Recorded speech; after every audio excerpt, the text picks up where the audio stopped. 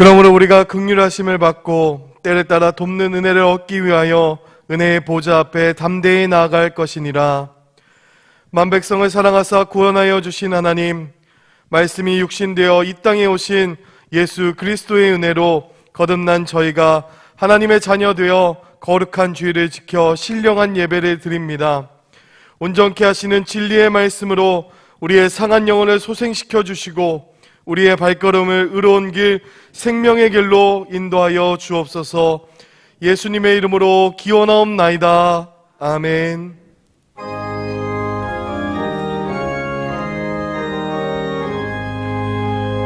만복의 근원 하나님, 온 백성 찬송 드리고 저 천사여 찬송하세. 찬송 성부 성자 성령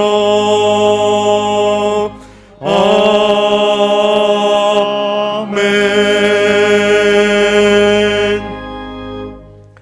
지난 한 주간의 삶을 되돌아보며 하나님과 사람 앞에 지은 죄를 회개하는 참회의 기도를 드리시겠습니다.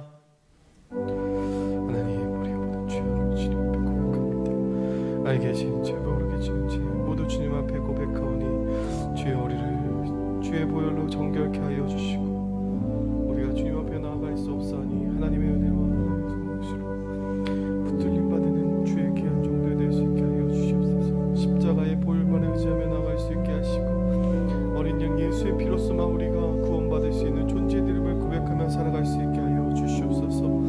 하나님, 도우시고 역사해 주시고 말씀해 주시옵소서. 하나님, 우리를 긍휼히 여기사 불쌍히 여기사 하나님 주의 손으로 건져내 주시옵소서. 죄악으로부터. 그러므로 이제 그리스도 예수 안에 있는 자에게는 결코 정죄함이 없나니 이는 그리스도 예수 안에 있는 생명의 성령의 법이 죄와 사망의 법에서 너를 해방하였습니다. 아멘. 성시교독 20번입니다. 지존자의 은밀한 곳에 거하는 자는 내가 여호와를 가리켜 말하기를 저는 나의 피난처요 나의 요새요 나의 의뢰하는 하나님이라 하리니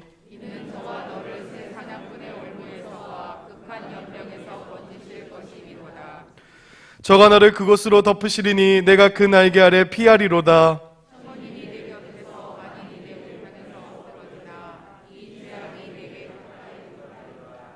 저가 너를 위하여 그 사자들을 명하사 저가 나를 사랑한즉 내가 저를 건지리라. 저가 내 이름을 안즉 내가 저를 높이리라. 아멘. 전능하사 천지를 만드신 하나님 아버지를 내가 믿사오며 그 외아들 우리 주 예수 그리스도를 믿사오니 이는 성령으로 잉태하사 동정녀 마리아에게 나시고 본디오 빌라도에게 고난을 받으사 십자가에 못 박혀 죽으시고 장사한 지 사흘 만에 죽은 자 가운데서 다시 살아나시며 하늘에 오르사 전능하신 하나님 우편에 앉아 계시다가 저리로서 산자와 죽은 자를 심판하러 오시리라. 성령을 믿사오며 거룩한 공회와 성도가 서로 교통하는 것과 죄를 사하여 주시는 것과 몸이 다시 사는 것과 영원히 사는 것을 믿사옵나이다. 아멘.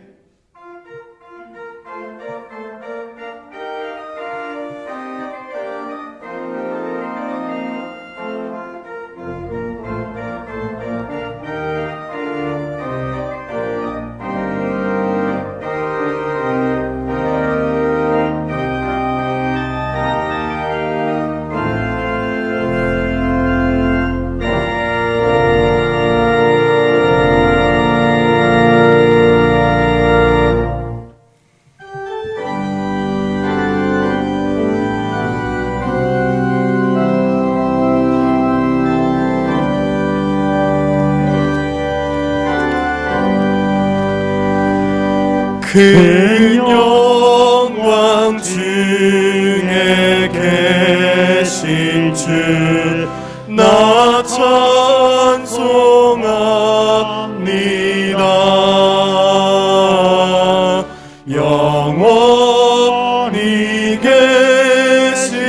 주 이름 나 찬송합니다.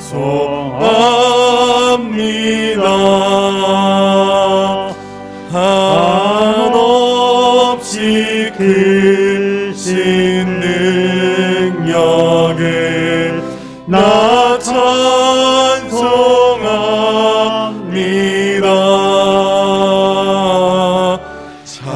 참되고 미쁜 그 언약 나 찬송합니다.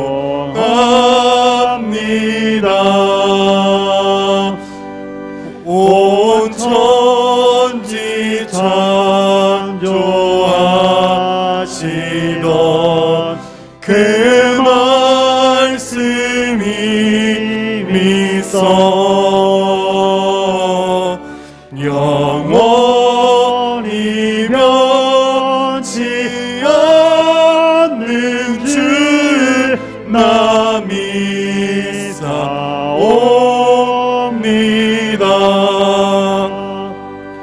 그 온유하신 음성 날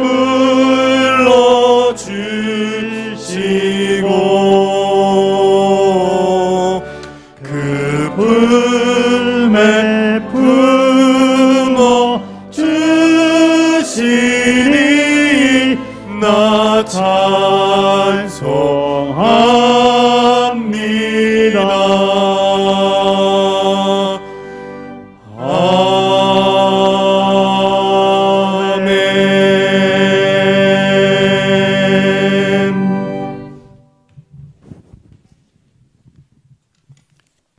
하나님 아버지, 거룩한 주일 주님 앞에 예배하게 하시니 감사를 드립니다. 특별히 무더위와 폭우 가운데서도 건강하게 지켜주시는 하나님께 감사와 찬송을 올려드립니다. 하나님 아버지, 기후변화로 인하여 장마와 홍수가 계속되고 있고 코로나19는 더욱더 기승을 부리고 있습니다. 위정자들은 자신의 이익을 위하여 갈라치기를 일삼고 있고 남북 간, 이념 간 갈등은 고조되고 있습니다. 고물가와 높은 금리로 인하여 성도들의 삶은 하루하루 힘겨운 가운데 있습니다.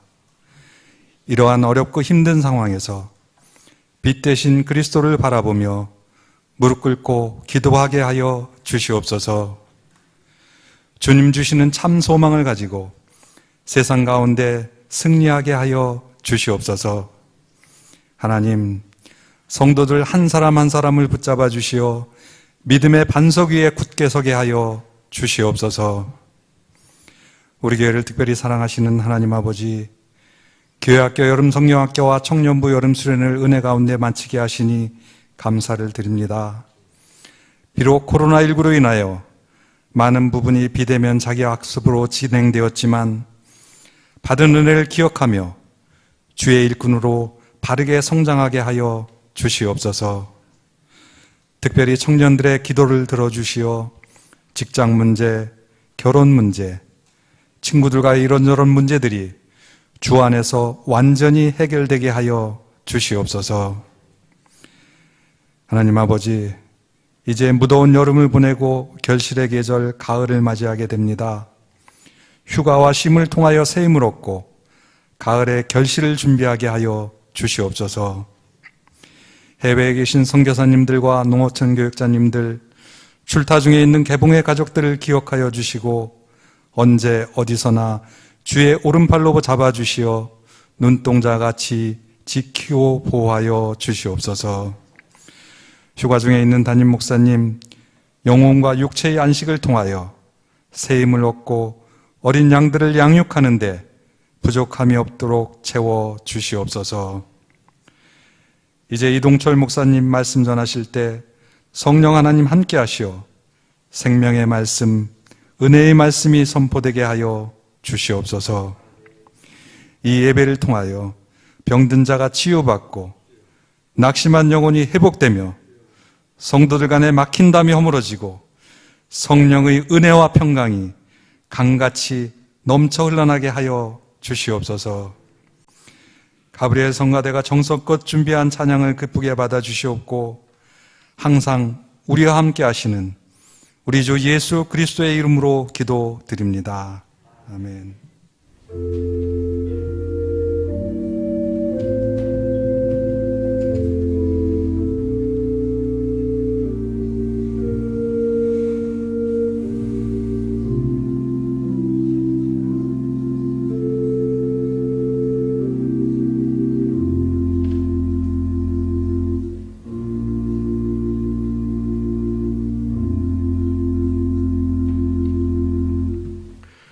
오늘 우리에게 주시는 하나님의 말씀은 마태복음 22장 23절에서 33절까지 말씀입니다.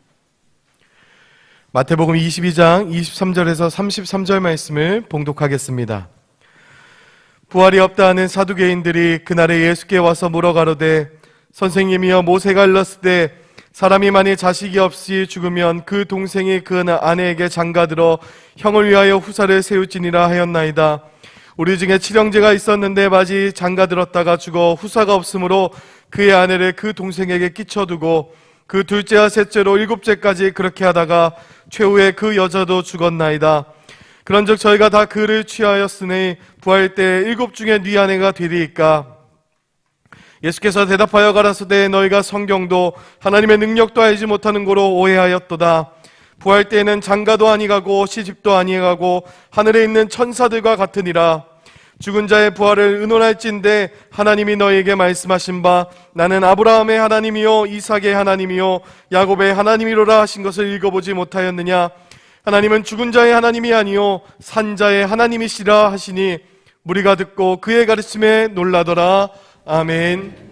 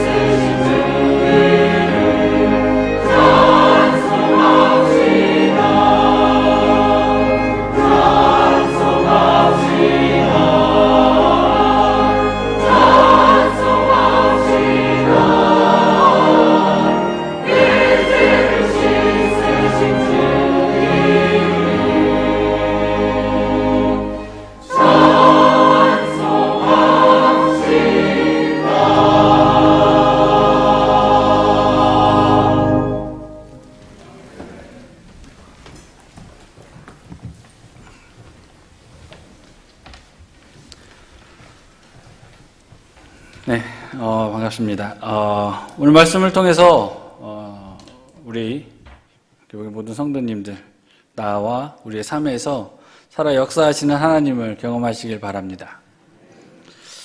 하나님은 살아계십니다. 그리고 믿는 성도 우리를 자녀로 삼아 주셨습니다. 제가 이렇게 설교 시간에 이야기했다고 이렇게 하나님이 살아계신데 안 살아계신 이런 건 아닙니다. 여러분들이 입술로 아멘으로 이렇게 화답하시는 것은 능력이 됩니다. 이런 능력 안에서 또 설교 말씀 들으시고 한 주간 또 승리하시길 바랍니다. 오늘 본문 말씀인 마태복음 22장은 예수님께서 이제 공생애를 마치시고 예루살렘 성에 들어가신 후 셋째 날인 수요일에 있었던 일을 기록한 말씀입니다. 예수님께서 이제 예루살렘 성에 딱 들어가시니까 이제 어떤 일이 일어났냐면 거기 있는 성들에 있는 많은 백성들이 예수님을 환영한 거예요. 와, 예수님 오셨다. 그러면서 이렇게 기록해 놓았습니다. 호산나 다윗의 자손이여 찬송하리로다.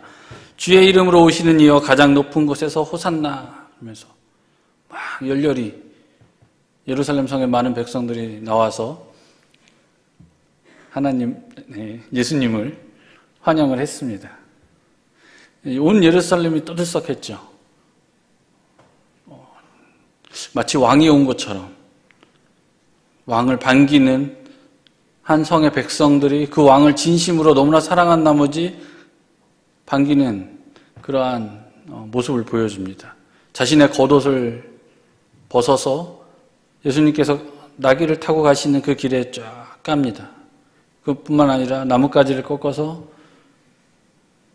종려나뭇가지를 쫙 꺾어서 이렇게 주님 가시는 길에다 쫙 깝니다. 정말 떠들썩하게 모든 백성이라고 이야기해야 하는데 모든 백성은 아니었던 것 같습니다. 예수님께서 예루살렘 성에 들어오셨는데 이거를 좀 달가워하지 않았던 사람들이 있었던 것 같습니다. 그 사람들은 아마 그때 당시에 이스라엘 백성들에게 많은 영향력을 미치던 이스라엘의 지도자급, 종교 지도자든 정치 지도자든 이러한 지도자들은 예수님이 오신 것이 그들에겐 그렇게 달가워 즐거운 일이 아니었던 것 같습니다. 예수님 당시에 종교 지도자들은 크게 이제 종교 지도자라고 불릴 수 있는 사람들은 크게 세 개의 분류로 나눌 수 있었습니다. 먼저는 바리새인들입니다. 바리새파 사람들 많이 들어보셨죠? 바리새인들. 이게 이제 첫 번째 부류입니다. 이 사람들은 백성들의 지지를 많이 받았어요. 백성들이 좋아했어. 바리새인들은 참 우리의 마음을 잘 이해해줘. 이러면서 이제 바리새인들이 첫 번째. 그리고 두 번째는 오늘 본문 말씀에 등장하는 사두개인들입니다. 이 사람들은 백성들의 지지를 잘 얻지 못했습니다. 왜냐하면 이들이 약간 그때 당시에 식민 지배를 받았던 로마, 그러니까 식민지로 이렇게 억압을 하던 그 로마의 친한 이런 친로마 성향의 정치색을 띠고 있었기 때문에 사두개인들은 별로 안 백성들의 지지를 별로 못 얻었습니다. 그리고 하나의 파는 바로 에세네파라 그래서 이들은 현실의 이러한 문제에 대해서 크게 관여하지 않습니다. 광야에 나아가서 하나님의 말씀을 선포하고 세례 요한을 생각하시면 됩니다. 그러한 모습을 보여줬던 이 에세네파 이렇게 세 개의 종교 지도자들의 파벌이 이렇게 있었습니다. 근데 예수님께서 이제 예루살렘에 딱 들어오셨다고 하니까 백성들은 막 즐겁게 우리 새로운 왕이 우리에게 왔다라고 하면서 즐거워하면서 예수님을 반겼는데 이 종교 지도자들은 이게 좀 마음에 안 든 겁니다. 30 조금 넘은 젊은 한 청년은 아니었죠. 30 조금 넘은 한 사람이 와가지고 막 온 성을 떠들썩하게 하니까 그리고 자신들의 최고의 호칭인 다윗의 자손이여 찬송하리로다 막 이러니까 마음속에 별로 기쁜 마음이 들지 않았던 모양입니다. 그래서 이들이 예수님과 논쟁을 벌입니다. 먼저 당시 이스라엘 백성의 지지를 받던 바리새인들이 먼저 와서 이제 논쟁을 벌입니다. 오늘 보면 읽었던 20장, 23장 바로 앞부분에 23절 그 앞부분에 이제 바리새인들과 예수님과의 논쟁을 벌입니다. 그 논쟁의 주제는 세금에 관계된 겁니다. 세금을 내는 것이 과연 옳을까? 그럴까? 이들은 로마 식민지로부터 억압받던 이스라엘 백성들의 마음을 잘 알고 있었던 것입니다.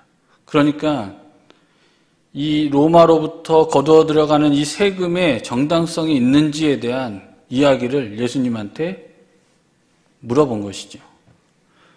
이 백성들의 마음을 잘 이해하고 있었던 것이에요. 그래서 로마에 내는 세금이 과연 정당합니까? 라고 예수님한테 물어봅니다. 그러니까 예수님께서 너희들 세금 내는 거를 한번 가져와 보거라. 그러면서 이제 데나리온을 하나 딱 가져오죠. 조그마한 동전입니다. 데나리온을 딱 가져와서 예수님한테 보이니까 예수님께서 거기에 초상이 누구일 것이며 거기에 써있는 글은 누구 것이냐라고 예수님께서 물어봅니다. 그러니까 바리새인들이 이렇게 얘기하죠. 가이사의 것입니다. 그러니까 예수님께서 이렇게 이야기하십니다. 가이사의 것은 가이사에게, 하나님의 것은 하나님에게 바치라. 바리새인들이 어떠한 의도를 가지고 예수님께 이러한 질문, 이러한 논쟁거리를 만들었는지 예수님은 분명히 알고 계셨던 것입니다. 이들이 예수님께 질문했던 세금 문제에 대해서 예수님께서 세금 내야지, 세금 좋은 거야 라고 이야기하면 저거 봐라. 예수라는 저 청년은 친로마 성향이야. 그러니까 우리 백성들하고 아무 상관없어. 쳐내려고 했던 거죠. 그런데 만약에 세금 내지 마! 그러면 바리새인들이 쪼르르 가가지고 로마에 신고를 했겠죠. 그러면 예수님은 붙잡혀 가서 온갖 고초를 당하셨겠죠. 그러니까 예수님께서 하신 말씀이 이겁니다. 동전 하나 가져와 버렴 누구 거니? 가이사의 것입니다. 그러면 가이사의 것은 가이사에게, 하나님의 것은 하나님에게 라고 이야기하신 겁니다. 이 대답의 본래의 뜻은 이것입니다. 너희들 믿음의 이 물질 세계, 이 물질의 모든 주인이 누구냐? 가이사냐? 하나님이냐? 가이사라고 생각하면 가이사에게 세금을 잘 내거라. 모든 걸 다 바치거라. 근데 너희들 하나님이냐? 그러면 하나님께 온전히 바쳐라. 역으로 질문하신 거죠. 너희들이 믿음이 있느냐? 그 믿음대로 생활하느냐? 뜨끔했죠. 바리새인들이 이런 올무를 넣어가지고 그냥 간단하게 처리할 수 있었을 것 같은데 예수와 노예였는데 이러한 심오한, 그래서 이 바리새인들이 쪼르르 도망을 갑니다. 그러자마자 바로 오늘 본문 말씀에 사두개인들이 이렇게 바톤 터치를 하듯이 사두개인들이 들어옵니다. 오늘 본문 말씀 22절과 23절에 있는 그 단어, 이제 그들이 바리새인들이 같다라는 단어와 그다음에 그 사두개인들이 들어왔다는 단어는 이렇게 시간상으로 바로 이렇게 착착착 연결되는 이러한 단어로 구성이 되어 있습니다. 그러니까 헬라어 원문으로 본다면. 그래서 이제 사두개인들이 들어온 겁니다. 사두개인들이 들어와가지고 예수님한테 이제 새로운 논쟁거리를 제시하고자 합니다. 이 사두개인들은 근데 이런 생각을 가졌던 겁니다. 우리와 종교적으로 그리고 정치적으로 적대한 사두개인들, 쟤네들이 꼬랑지 내리고 도망가네. 이제 요번에 우리가 예수를 눌러서 대중들의 인기를 한번 얻어보겠어. 이런 마음을 가졌던 겁니다. 그래서 논쟁을 한번 벌여보겠다. 그래서 예수님한테 찾아와서 여쭈려고 한 겁니다. 근데 이 사두개인들이 이게 참 어떻게 보면 좋은 사람들입니다. 죄송합니다. 사두개인들이 왜 좋은 사람이라고 얘기하냐면 이 사두개라는 표현이 바로 어떤 것이냐면 이 다윗 왕, 아주 훌륭한 왕, 다윗 왕 때에 이후까지도 제사장 가문으로 인정을 받은 아주 사독이라는 사람이 있었습니다. 그 사독의 집안 사람들과 그 집안의 자손들을 추종하는 사람들을 사두개인이라고 불렀습니다. 그러니까 이 사람들은 그래도 이 선조가 굉장히 잘했던 사람입니다. 그리고 성경에 대해서도 나름 능통한 사람들입니다. 근데 이 사람들이 와가지고 예수님과 논쟁을 벌입니다. 이들이 논쟁을 벌이고자 했던 그 논쟁 주제는 오늘 본문 23절에 기록되어 있습니다. 마태복음 22장 23절입니다. 그 주제는 이것입니다. 부활이 없다 하는 사두개인들이, 이들은 부활이 없다라고 벌써 확실히 생각하고 있었습니다. 부활이 없어야 합니다. 이들 생각에는. 이들의 이성과 이들이 알고 있는 성경에는 부활이 없어야 합니다. 왜 부활이 없어야 할까요? 이들은 지극히 현세적이었기 때문입니다. 지금 친로마 성향을 가졌다는 것은 지금 이 현대의 그때 당시 이스라엘 백성들에게 지금 이 순간이 가장 중요하고 이 순간 이외에 우리가 살고 있는 이 사람의 삶 이외에 그 어떤 것도 중요하지 않다라고 설명을 해줘야지 이들의 신학이 올바로 설 수 있었던 것입니다. 이들의 주장과 생각과 이들이 생각하는 합리 안에는 부활이 없어야 한다는 것을 분명히 가지고 예수님 앞에 나와서 이야기를 한 것입니다. 예를 들죠. 근데 이 예가 어떤 성경학자들은 그렇게 이야기하시더라고요. 실제로 있었던 일이 아닐까라고 이야기하시는 분들도 있습니다. 근데 제가 봤을 때는 실제로 있었던 일은 아닌 것 같습니다. 근데 어찌됐건 간에 있었던 치더라도 안 있었던 치더라도 이들이 예를 든 것이 이것입니다. 바로 형제 7이 있는 한 가문이 있는데 첫째가 이제 결혼을 해서 이제 자식을 낳아야 되는데 자식이 없이 죽은 겁니다. 그래가지고 그거를 이제 둘째가 이제 받고 셋째가 받고 그다음에 7형제니까 7번째까지 했는데 결국에는 아이를 못 낳고 죽었습니다. 그리고 최종에 그 여자까지 죽었다라는 일종의 예를 든 겁니다. 실제로 있었다선 치더라도 이들이 이야기하는 부활이 없다라는 이야기를 하면서 결론을 벌써 내리고, 그쵸? 내 말이 맞죠? 부활이 분명히 없죠? 선생님, 30살 간 넘은 청년 물어본 겁니다. 예수님한테. 부활이 없는 거죠. 벌써 답이 정해져 있습니다. 그리고 당신은 대답만 하면 되는 겁니다. 이런 걸 요즘 세상에서는 이렇게 표현합니다. 답정너. 답은 정해져 있고 너는 그냥 응이라고 대답만 하면 돼. 그것을 예수님한테 요구한 것입니다.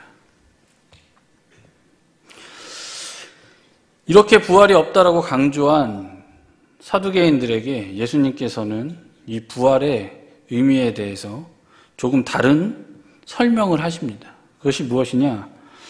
이제 오늘 본문 말씀의 대부분의 부활이라고 써져 있는 단어들은 다 아나스타시스라는 단어로 사용되어 있습니다. 아나스타시스. 이거는 신학적인 용어로서 부활, 죽은 자의 다시 살아남, 완전히 인간으로 다시 살아남, 이런 것을 의미합니다. 근데 오늘 본문 말씀은 모든 공관복음에 마태, 마가, 누가 이 공관복음에 다 기록이 되어 있습니다. 근데 특별히 마가복음과 누가복음에서 부활을 설명하는 새로운 헬라어 단어가 하나 등장합니다. 그것이 무엇이냐면 에게이로라는 단어입니다.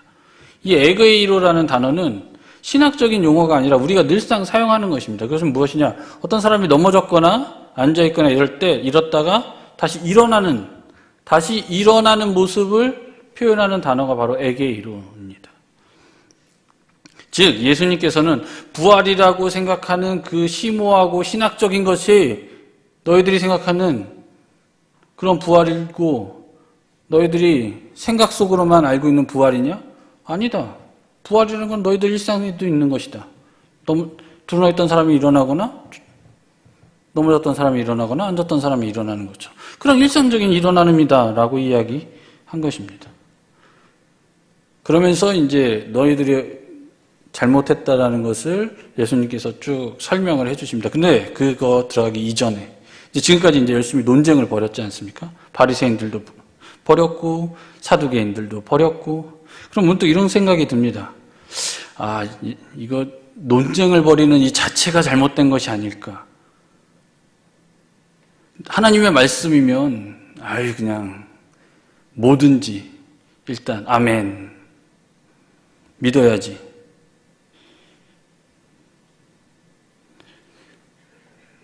순수한 믿음. 저는 우리 교회가, 우리 교회라는 것은 개봉교회뿐만 아니라 한국교회와 세계교회가 이 순수한 믿음을 통해서 든든히 서가고 있다고 확신이 믿습니다.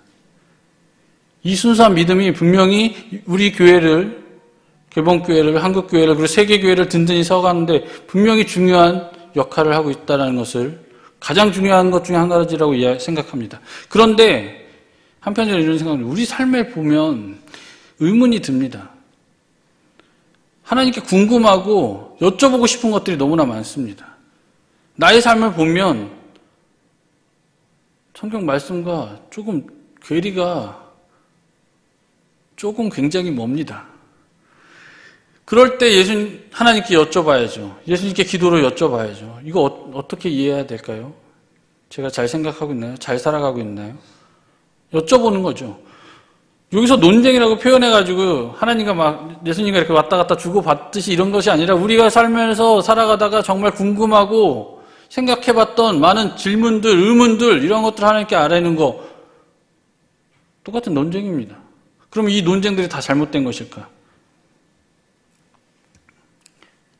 아닙니다. 근데 이 사두개인들과 바리새인들이 했던 실수는 해서는 안 됩니다. 어떤 실수를 했느냐? 바로 이들이 질문하고 하나님께 궁금해했던 그 방향과 마음 자세가 잘못되어 있다는 것을 오늘 본문 말씀을 통해서 분명히 이야기하고 있습니다. 이들의 자세는 벌써 답은 정해져 있습니다. 당신은 대답만 하면 돼. 나는 시계, 질문이거나 또 다른 하나는 무엇이냐? 당신이 뭐라고 이야기하던 간에 성경은 뭔가 문제가 있는 것이야 라고 생각하는 겁니다. 우리의 질문이 과연 이러지 않나를 되돌아봐야 합니다. 우리가 삶을 살아나가다 보면 삶과 말씀 사이의 괴리감을 성경이 조금 너무 옛날 책이야 라고 생각하면서 물리치지는 않나.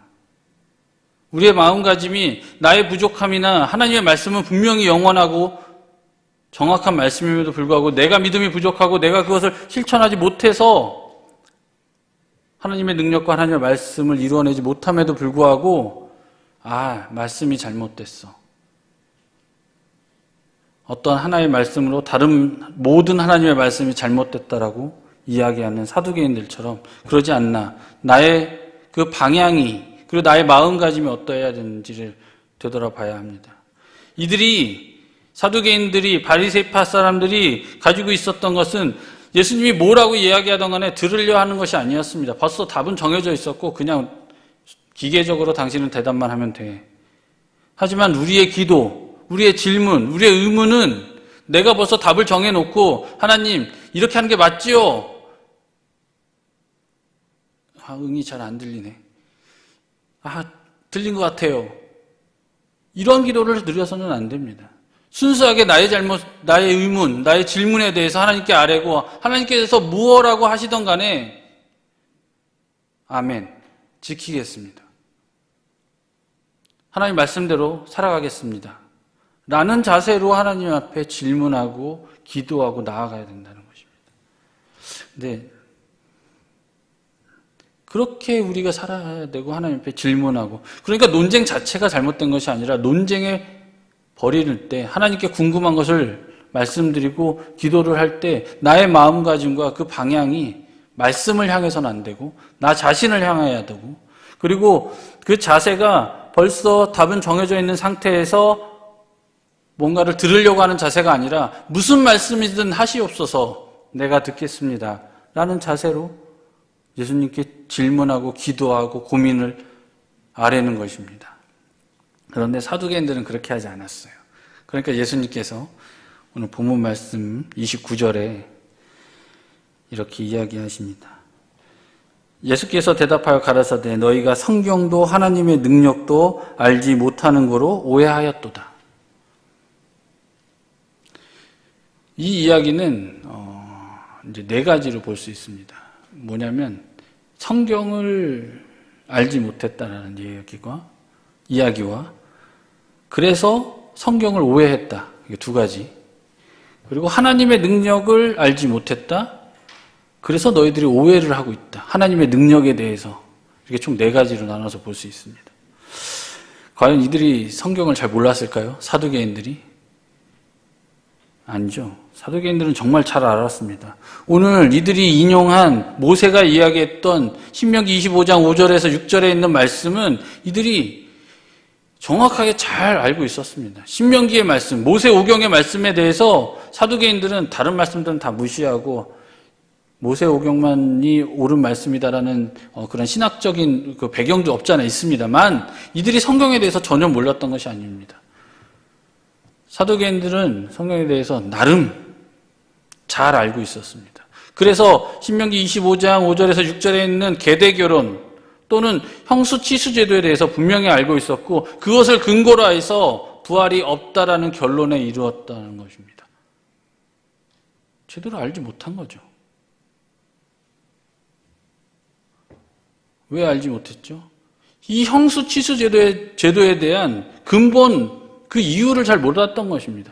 이들이 형수치수제도 신명기 25장 5절에서 6절에 있는 그 말씀들은 기타 규정들과 함께 섞여 있습니다. 그 기타 규정들은 뭐냐면 너희들이 가나안 땅에 들어가서 이제 살아나가는데 그 전까지는 그런 말이 없다가 가나안 땅에서 살아나갔는데 하나님께서 이 이스라엘 백성들이 너무나 사랑하신 거예요. 근데 이 이스라엘 백성들의 출애굽하면서 했던 그 많은 그 집안의 가장들, 그 가문들이 그 어느 것 하나도 사라지는 것을 하나님께서 원하시지 않았던 거예요. 그래서 믿음의 가문을 따라서 내려가길 간절히 원하셨던 거죠. 근데 이들이 혹시라도 대가 끊어져서 혹시라도 하나님의 은혜, 하나님의 사랑이 그 자손들에게 미치지 않을까봐 그것을 특별하게 보호해주는 조치로 계대결혼을 허락하신 것입니다. 근데 이들은 이 계대결혼을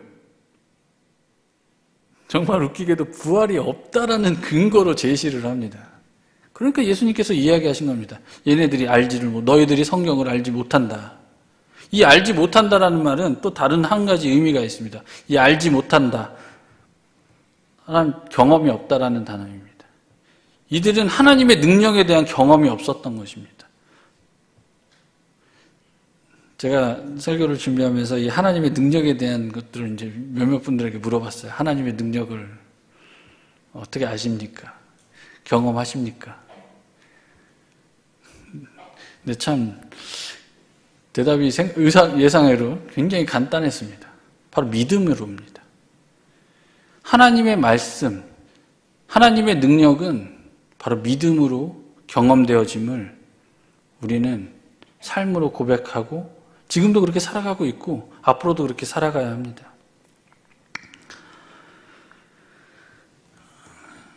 하나님의 말씀을 온전히 우리가 경험하게 되면 하나님의 능력 또한 우리 가운데 나타납니다. 근데 사두개인들은 그러지 못했던 거예요. 성경도 하나님의 능력도 잘 몰랐고 경험이 없다 보니 이들은 오해하였던 것입니다. 이 오해하였다라는 단어는 또 몇 가지 의미가 있는데 또는 길을 잃었다, 또는 미혹되었다, 또는 정도에서 벗어났다라는 의미입니다. 이 사람들이 하나님의 말씀, 성경과 하나님의 능력을 오해하니까 어떤 현상이 일어나냐? 길을 잃고 미혹되고 정도에서 벗어나는 행동을 바로 예수님 앞에서 지금 하고 있는 것입니다. 그러자 예수님께서 이들에게 너희들 제대로 가르쳐 줄 테니 잘 들어라 라고 이야기하시면서 30절부터 쭉 설명을 해 주십니다. 너희들이 생각하는 그 부활은 옳은 것이 아니다. 부활이 될 때에는 30절입니다. 장가도 아니 가고 시집도 아니 가고 하늘에 있는 천사들과 같으니라 라고 기록해 놓았습니다. 너희들 이 세상에 살아나갈 때 하나님께서 결혼이라는 귀한 제도를 너희들에게 주셨지, 그것이 너희들이 부활했을 때 또 결혼이라는 제도를 계속 유지하고 이어나가야 된다는 너희들의 성경에 대한 지식, 그래서 부활이 없다라고 이야기하는 그 오해, 그래서 너희들의 삶에서 지극히 현세적일 수밖에 없는 그러한 신앙, 그것이 너희들이 하나님의 능력을 경험하지 못해봤기 때문인 것이다 라는 것을 이야기하고 계신 것입니다. 이들이 이야기하는 부활이라는 것은 없는 것입니다. 그런데 설사 있더라도 그것은 살아있고 지금 이 순간에 역사하시는 하나님이 아니라 우리가 죽은 다음에 있을지도 모를, 원래는 없지만 있을지도 모를 죽음 이후의 하나님만을 이야기하고 있다는 것입니다. 마치 염라대왕처럼 죽고 나서 뭔가를 처리해주는 사람. 사도계인들은 그러한 신앙관을 갖고 있었던 것입니다. 그러다 보니까 이 생애의 삶이 중요했던 거예요. 그러니까 지금 이 나라를 통치하고 있던 로마와 친하게 지낼 수밖에 없었던 것이에요. 그래서 이들에게 관심이 있었던 것은 이 현실이었던 것입니다. 당연히 이해가 되죠. 이들이 왜 이런 질문을 했는지. 그러니까 예수님께서 하신 말씀이 이겁니다. 아이고, 나름 종교 지도자들이신데 참 안타깝습니다. 성경도 모르고 하나님의 능력도 모르고 심지어 오해까지 하시면서, 그러면서 예수님께서는 너희들이 계대 결혼에 대해서 잘 알고 있느냐? 그 계대 결혼이라는 것은 모세가 이스라엘 백성들에게 하나님의 말씀을 대신 이렇게 전해준 신명기의 말씀입니다. 그러면 너희들,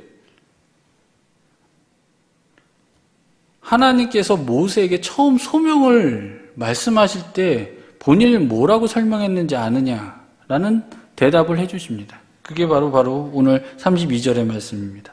나는 아브라함의 하나님이요 이삭의 하나님이요 야곱의 하나님이로라. 여기서 어떤 게 나오냐면 바로 여러분들 들어보셨는지 모르겠지만 에고에임이라는 히브리어가 나옵니다. 아니죠. 예.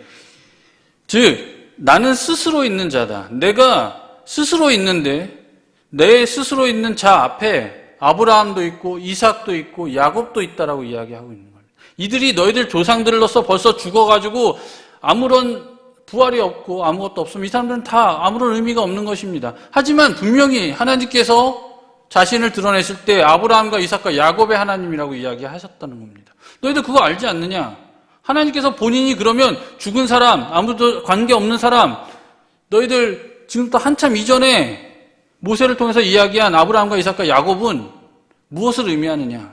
되물으신 것입니다. 즉 살아계시고 지금도 역사하시는 하나님을 모세를 통해서 분명히 얘기하셨는데 그 모세를 부르신 하나님에 대해서 너희들이 그 한참 뒤에 있던 아주 지엽적이고 특별한 그 상황을 해결하기 위한 것으로 살아계신 하나님을 부활의 능력이 없는 하나님으로 만들어 버리느냐라고 사두개인들에게 책망을 하신 것입니다.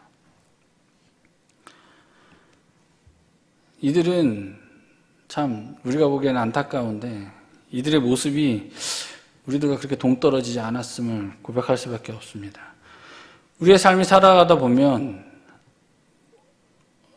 우리의 문제가 너무나 어려워서 삶이 좀 힘들어서 하나님의 능력을 제한하거나 하나님은 차마 이것은 못하실 거라고 우리의 생각으로 하나님의 능력을 제한할 때가 종종 있는 것 같습니다. 그래서는 안 됩니다.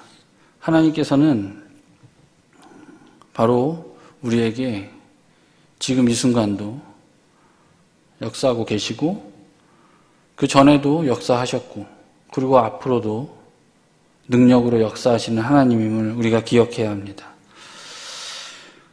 하나님께서는 우리가 믿는 하나님은 바로 이런 하나님입니다. 성경으로 말씀하시는 하나님입니다. 그래서 우리가 성경을 잘 알아야 합니다. 어떤 하나의 지엽적인 것으로 하나님 전체를 부정하는 이러한 오류에 빠져서는 안 됩니다. 온전하신 하나님, 나를 너무나 사랑하시는 그 하나님, 그 사랑이 십자가에 달려 자신의 아들까지 돌아가시게 한 그 하나님임을 우리가 기억해야 합니다. 그리고 그 하나님의 말씀은 분명히 능력이 있습니다. 히브리서 4장 12절입니다. 하나님의 말씀은 살았고 운동력이 있어 좌우에 날선 어떤 것마다 예리하여 혼과 영과 및 관절과 골수를 찔러 쪼개기까지 하여 또 마음의 생각과 뜻을 감찰하시나니, 이렇게 살아 역사하시는 하나님의 말씀입니다. 그리고 하나님의 능력은 불가능이 없으신 하나님임을 우리가 믿어야 합니다. 사람의 이성이나 사람의 생각으로 하나님의 능력을 제한하거나 하나님의 능력을 한계를 만드는 일을 해서는 안 됩니다. 하나님께서는 분명 창조주 하나님이십니다. 사람이 이해할 수 있는 만큼만 알려주시는 하나님이 아니라 온전히 다 알려주시지만 인간이 부족해서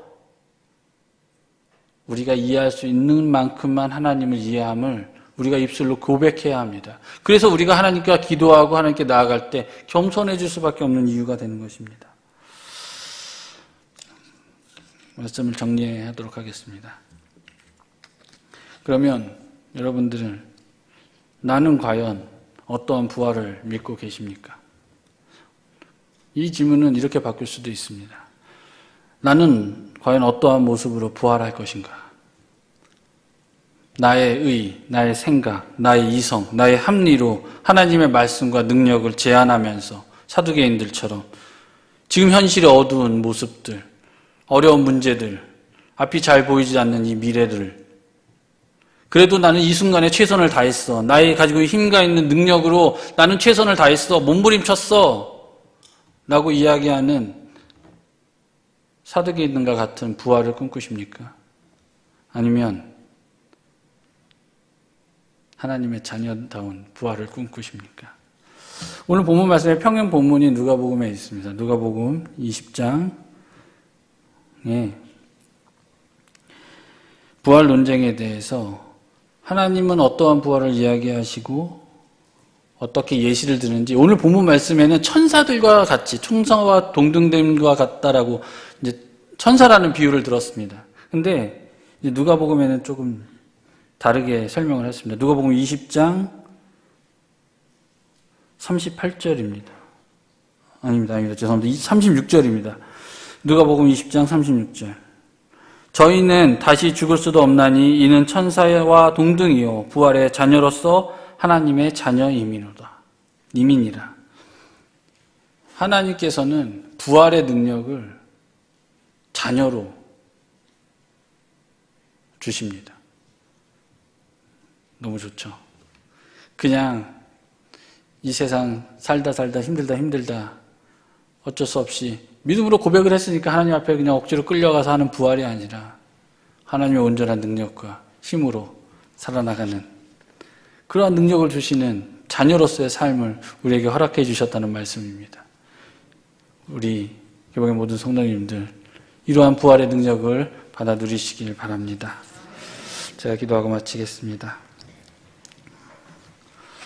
사랑과 은혜가 풍성하신 하나님 감사합니다. 저희들 하나님의 말씀에 대해 제대로 알기를 원합니다.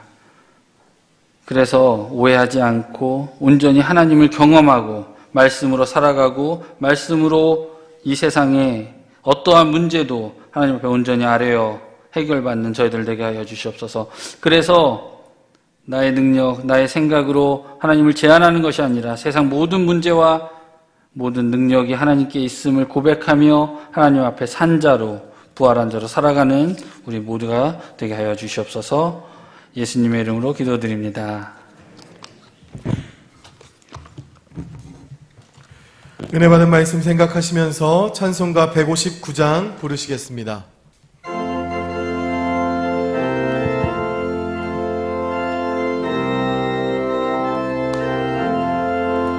할렐루야 우리 예수 부활 승천하셨네. 세상 사람 찬양하니 천사와 답하도다. 구주 예수 부활하사 사망 권세 이겼네. 구주 예수 부활하사 이겼네. 할렐루야 우리 예수 왕의 왕이 되시고 우리들의 중보 되시 성령 증거하시네. 구주 예수 부활하사 처음 열매 되셨네. 구주 예수 부활하사 처음 열매 되셨네. 할렐루야 우리 예수 흠과 티가 없도다. 무덤 속에 있는 죄인 주가 일으키시네. 구주 예수 부활하사 영광 주로 오시네. 구주 예수 부활하사 영광 주로 오시네. 믿음과 정성으로 하나님께 예물 드리시겠습니다.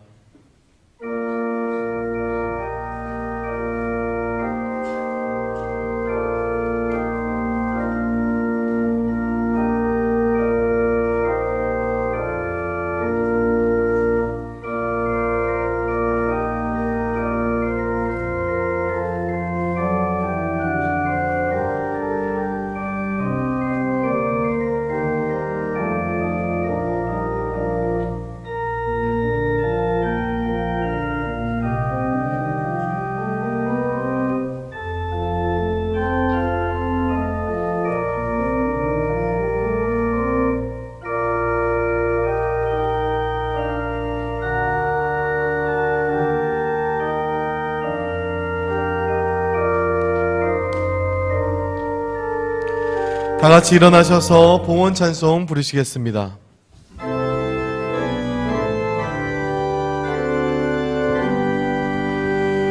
모든 것이 주께로부터 왔으니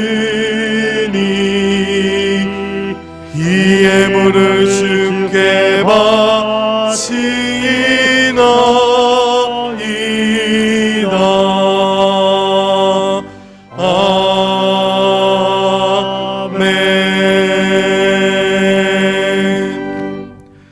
사랑과 은혜가 풍성하신 하나님, 한 주간도 우리를 지켜주시고 돌보아주시고 성전에 나올 수 있도록 인도하여 주심에 너무나도 감사드립니다. 우리가 주의 성전에 나올 때 그냥 오지 아니하고 작은 예물을 모아 주님 앞에 올려드립니다. 하나님, 우리의 삶이 풍족해서가 아니라 하나님께서 주신 것이기에 기쁨과 감사한 마음으로 주님 앞에 다시 돌려드립니다. 이 예물을 귀하게 사용하여 주시고 무엇보다도 이 예물을 드린 손길들 가운데에 주님 풍족한 은혜로 채워주사 하나님의 신령한 만나를 맛보며 살아갈 수 있는 개봉의 모든 성도들 되게 하여 주시옵소서. 하나님, 11조로 감사로 건축 헌금으로 해외 선교 헌금으로 각자의 목적에 맞게 예물을 드립니다. 이 예물이 목적에 맞게 쓰일 수 있도록 주님께서 이 예물을 축복하여 주시고 이 예물이 쓰이는 곳곳마다 주의 사랑과 주의 은혜와 주의 나라가 확장되어질 수 있도록 주님 이 예물을 가운데 함께하여 주시옵소서. 감사함을 드리며 이 모든 말씀 예수님의 이름으로 기도드립니다. 아멘. 우리 옆에 분들과 주일 인사 나누도록 하겠습니다. 잘 오셨습니다. 네. 우리 다시 한번 우리 인사드리실 때 하나님은 살아계십니다 라고 고백하며 같이 인사 나누겠습니다. 하나님은 살아계십니다. 네. 교회 소식 전해드리도록 하겠습니다. 교회 소식 맨 위편에 보시면 2022년도 여름휴가 중 성도들의 신앙생활 지침에 대해서 나와 있습니다. 아직 휴가 중에 계신 분도 계시고 휴가를 또 이제 계획하시는 분들께서는 꼭 한번 읽어보셔서 우리의 신앙 생활이 흐트러지지 않도록 꼭 생활 지침을 확인해 주시기를 바랍니다. 주일 예배와 각 부서 예배, 그리고 수요 예배와 새벽 예배는 계속해서 진행 중에 있습니다. 특별히 코로나가 계속 확산되는 가운데에도 여러분 마스크는 꼭 착용해 주시고 들어오실 때 발열 체크를 꼭 해주시길 바랍니다. 그리고 예배에 모이기 힘쓰는 우리 개봉의 모든 성도님들이 되시기를 바랍니다. 네, 말씀과 함께 하는 40일에 계속 동참해 주시길 바랍니다. 말씀과 함께 하는 40일 다 하신 분들은 자기 확인서를 교육자실이나 행정실에 제출해 주시기를 바랍니다. 다음 주일 날 설교는요, 최윤배 교수님, 장신대 은퇴 교수님께서 오셔서 1부, 2부, 3부 예배를 설교해 주십니다. 다음 주에 정기당회가 있습니다. 9월 4일 주일에 오후 1시 30분에 당회실에서 정기당회가 있습니다. 이를 위해서 성도님들 기도해 주시길 바라고요. 그 다음 주에는 정기재직회가 있습니다. 3부 예배에 우리 많은 재직분들 참석해 주시기를 바랍니다. 북카페를 위한 책을 기증을 받습니다.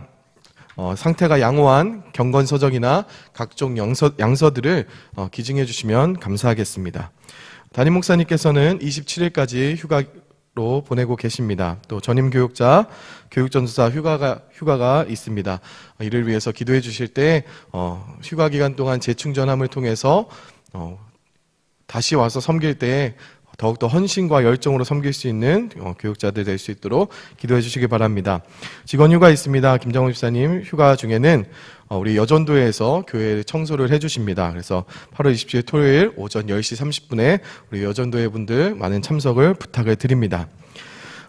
장례가 있습니다. 김중화 원사님 소천하셨습니다. 우리 고용모 성도님의 모친이시고 3호 2구역이십니다. 8월 19일 금요일에 소천하셨습니다. 이를 위해서 위로해 주시고요. 김현순 성도님, 계삼 1구역에 김현순 성도님 시부상을 당하셨습니다. 그래서 오늘 발인입니다. 슬픔을 당한 유가족들을 위해서 위로해 주시는 우리 성도님들이 되셨으면 좋겠습니다. 네, 결혼이 있습니다. 조홍배 집사님, 김기영 권사님의 차녀인 조혜진 청년, 그리고 박지호 청년, 8월 27일 토요일 오후 6시에 남산예술원에서 결혼합니다. 네, 이를 위해서 축하해 주시길 바랍니다. 최영애 집사님, 서울중앙보훈병원에 입원하셨습니다. 출산 소식 있습니다. 천진범 성도님, 최수인 집사님 등려하셨습니다. 많은 축하해 주시길 바랍니다. 이로써 교회 소식 모두 마치도록 하겠습니다. 다 같이 일어나셔서 죄송합니다. 네, 금주의 찬양 우리 같이 부르도록 하겠습니다.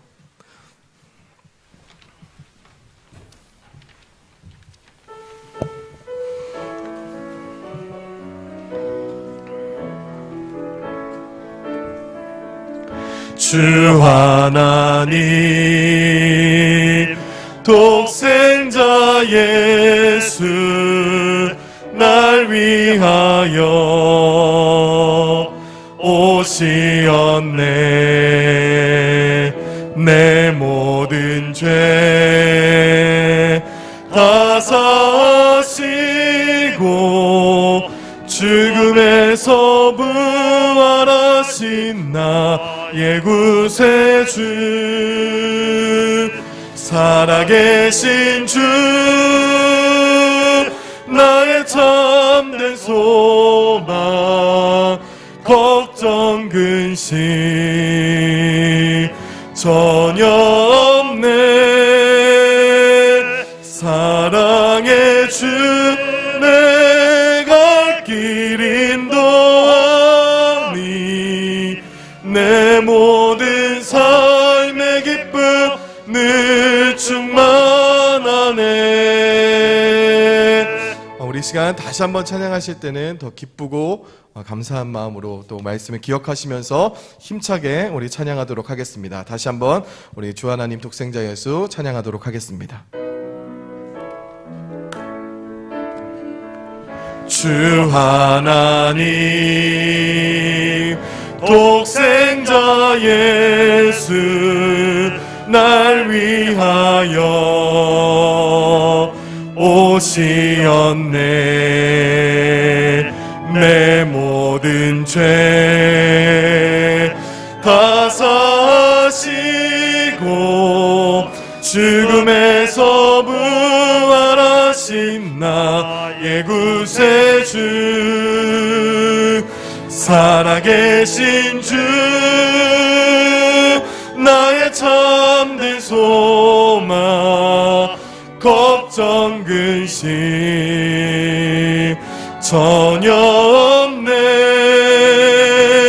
사랑의 주 내 갈 길 인도하니 내 모든 삶의 기쁨 늘 충만하네.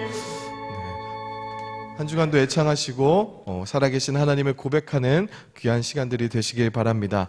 우리 다 같이 일어나셔서 찬송가 488장 1절 부르신 후에 이동철 목사님께서 축도해 주시겠습니다.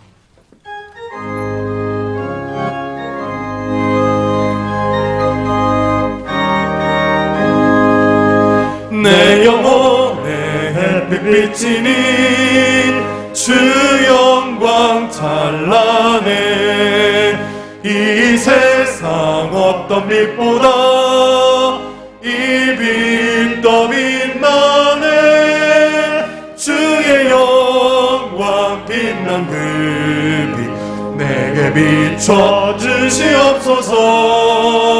그 밝은 얼굴 배울 때 나의 영혼 기쁘다.